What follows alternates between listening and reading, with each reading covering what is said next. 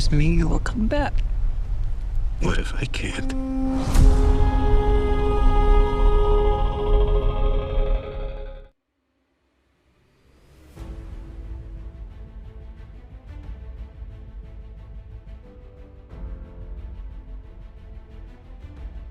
What is going on, everyone? Welcome back to the channel, and today we are diving into one of the most anticipated and perhaps most divisive films of 2026.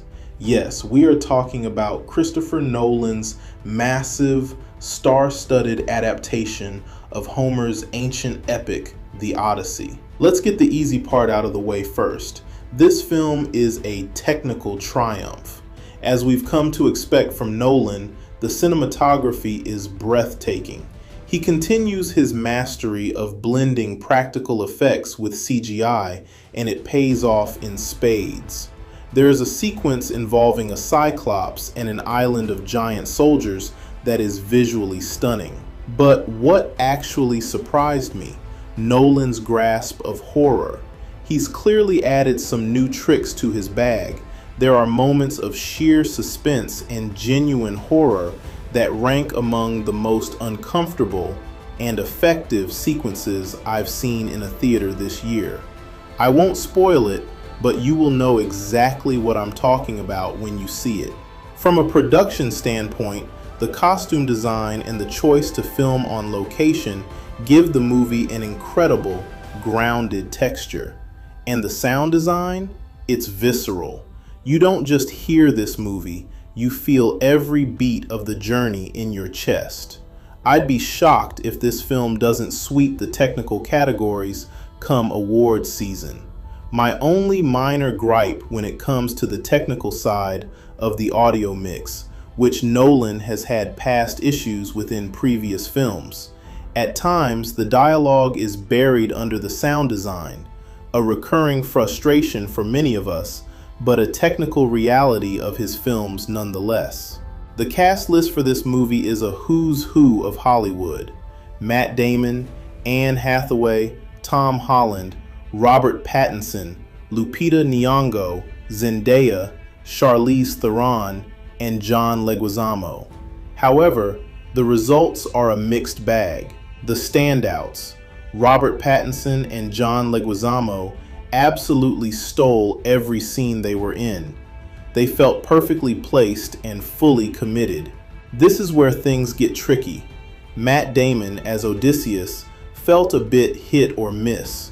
Sometimes I felt like I was just watching Matt Damon playing Greek king rather than buying into him as the character. Anne Hathaway was fine, but didn't quite capture the weight of Penelope for me. The Tom Holland factor. Tom Holland played, well, Tom Holland.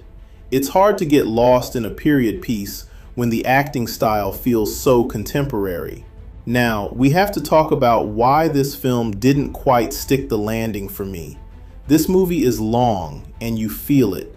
There are sequences that simply drag out far too long. If they had cut 20 to 30 minutes of the bloat, the pacing would have been much tighter. Now let me get into the dialogue. Nolan made a choice to have the characters speak in a very modern dialect. While that's an artistic decision, it completely took me out of the immersion of a Greek epic. When the language doesn't match the setting, it creates a disconnect that made it hard to take the stakes seriously. And last, when it comes to taking liberties with source material, Nolan took some creative risks adding characters and shifting the narrative. While adaptation is expected, these specific choices didn't resonate. Honestly, looking back, the 1997 NBC miniseries did a stronger job capturing the spirit of the original poem than this modernized version. Is The Odyssey a bad movie? Absolutely not. It is a massive swing from one of our greatest directors. But considering the hype and the scale, it's a bit of a disappointment. There are high highs, the technical work and the horror sequences, but there are also some mediocre lows that bring the whole experience down. I'm not sure I'll be rushing to rewatch the whole thing, though I might jump back in to revisit a few specific scenes. The grade that would give it would be a C+. But that's just my take. Did you catch the Odyssey this weekend? Did the modern dialogue pull you out of the experience? Or did the technical spectacle make up for it? Let me know your thoughts in the comments below.